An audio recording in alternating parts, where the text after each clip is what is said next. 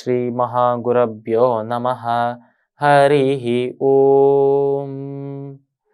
சதாசிவசமாரம்பாம் சங்கராச்சாரிய மத்யமாம் அஸ்மதாச்சாரிய பர்யந்தாம் வந்தே குரு பரம்பராம். GeM TV நண்பர்களுக்கு எனது வணக்கங்கள். இன்றைய நாள் அனைவருக்கும் இனிய நாளாக அமைய எல்லாம் வல்ல இறைவனை வேண்டி இன்றைய மதமும் நம் மதமே நிகழ்ச்சிக்கு செல்வோம். இன்னைக்கு நம்ம பகவத்கீதையில ஒரு ஸ்லோகத்தை விரிவான அர்த்தத்தோட பார்க்கலாம். கர்மண்யேவாதிகாரஸ்தே மா ஃபலேஷு கதாச்சன மா கர்ம ஃபல ஹேதுர்பூஹு மா தே சங்கோத்ஸ்வ கர்மணி. இந்த ஸ்லோகத்திற்குண்டான விளக்கம். இது பகவத்கீதையின் 2வது அத்தியாயமான சாங்கிய யோகத்தோட 47வது ஸ்லோகம். இதுக்கு முன்னாடி ஸ்லோகமான 46வது ஸ்லோகத்தில் நம்ம என்ன பார்த்தோம் அப்படின்னா, கிருஷ்ணர் சொல்றார், ஒரு குளத்தையும் ஒரு ஏரியையும் எடுத்துக்கிட்டா அது ரெண்டுத்தையும் ஒப்பிட்டு பார்க்கும்போது, கம்பேர் பண்ணி பார்க்கும்போது, குளத்திலும் அதே நீர் தான் இருக்கு, குளத்திலும் அதே தண்ணி தான் இருக்கு, நம்மளோட ஏரியிலையும் அதே நீர் அதே தண்ணி தான் இருக்கு.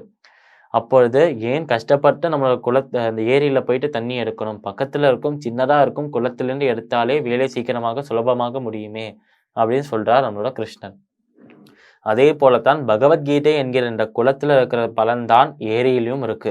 ஆனால் ஏரி என்கிற அந்த வேதத்திலேருந்து பகவத்கீதை என்கிற இந்த குளம் ரொம்ப குட்டியா தான் இருக்கு. சுலபமாக ஞானத்தை பெறுவதற்கு பகவத்கீதை தான் உரிய வழி அப்படின்னு சொல்றார் கிருஷ்ணன். இப்போ இந்த ஸ்லோகத்துல என்ன சொல்றார் அப்படின்னா, கர்மண்யேவாதிகாரஸ்தே மா ஃபலேஷு கதாச்சன. அதாவது அர்ஜுனனை பார்த்து கர்மண்யேவாதிகாரஸ்தே, நீ உன்னோட கர்மத்தை மட்டும், நீ செய்ய வேண்டிய செயலை மட்டும் செய்ய வேண்டும் அப்படின்னு சொல்றார் நம்மளோட கிருஷ்ணர். கர்மண்யேவாதிகாரஸ்தே மா ஃபலேஷு கதாச்சன, அதற்கு உண்டான பலனை கொடுக்குற வேலையை நான் பார்த்துக்கிறேன். நீ ஒரு வேலையை ஒரு செயலை இதுக்கு இந்த பலன் கிடைக்கும் அப்படின்னு ஒரு ஆசையோடு செஞ்சனா நீ செய்யற செயலும் வேஸ்ட்டு, அதுலேயும் உனக்கு பலன் கிடைக்காது. சப்போஸ் கிடைத்தா அந்த பலனும் வேஸ்டாக தான் இருக்கும். அதனால எந்த ஒரு பலனையும் எதிர்பார்க்காம நிஷ்காம கர்மாவா செய். அதாவது எந்த ஒரு பலன் மேலேயும் ஆசைப்படாம, எந்த ஒரு பற்றுமே இல்லாம உன் கடமையை செவ்வனே செய். நீ கடமையை செய்தால் அந்த கடமைக்கு உண்டான பலனை நான் உனக்கு தருவேன். அதனால பலன் கிடைக்குமா கிடைக்காதா நீ கவலைப்படாத, அது என்னோட வேலை உனக்கு பலன்களை கொடுக்கறது. நீ உன்னோட கடமைகளை செய்ய வேண்டும் அப்படின்னு சொல்றார் கிருஷ்ணர். கர்மண்யேவாதிகாரஸ்தே மா ஃபலேஷு கதாச்சன மா கர்மஃபல ஹேதுர்பூஹு மாதே சங்கோத்ஸ்வ கர்மணி. அதனால எப்போ கர்மத்திலிருந்து எப்போ ஒரு செயலுக்கு இந்த பலன்கள் கிடைக்கும் அப்படின்னு ஆசைப்பட்டு அந்த பலன்களோட எதிர்பார்ப்புலேயே நீ ஒரு விஷயத்தை செய்யறியோ, அப்பவே நீ செய்யற அந்த விஷயம், நீ செய்யற அந்த செயல் வேஸ்ட் ஆக போறது. அதனால எந்த ஒரு பலனையும் எதிர்பார்க்காமல், எந்த ஒரு பலன் மேலேயும் ஆசை கொள்ளாமல் நீ ஒரு விஷயத்தை செய்தனா, ஒரு செயலை செய்தனா, நிச்சயமாக அது உனக்கு வெற்றியை தரும். நிச்சயமாக அந்த ஒரு செயல் உனக்கு மன நிறைவையும் தரும் அப்படின்னு சொல்றார் நம்மளோட கிருஷ்ணர். எப்பயுமே நம்ம ஒரு விஷயத்தை செய்யும்போது, ஒரு செயலை செய்யும்போது எந்த ஒரு எதிர்பார்ப்புமே இல்லாமல், எந்த ஒரு இந்த பலன் இதுக்கு கிடைக்கும் அப்படின்னு நினைக்காம நம்ம எந்த விஷயத்தையுமே செய்ய மாட்டோம்.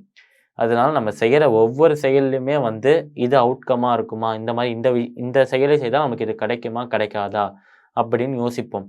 சப்போஸ் கிடைக்காதுன்னா அந்த விஷயத்தை விட்டுட்டு அந்த விஷயம் கிடைக்கிறதுக்காக எந்த செயல் இருக்கோ அதுதான் செய்வோம்.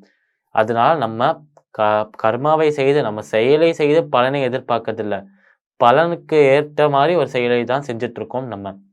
அதனால எப்பயுமே செயலுக்கு அப்புறம் தான் பலன் வரணும், பலனுக்காக செயல் இருக்கக்கூடாது அப்படின்னு சொல்றார் நம்மளோட கிருஷ்ணர்.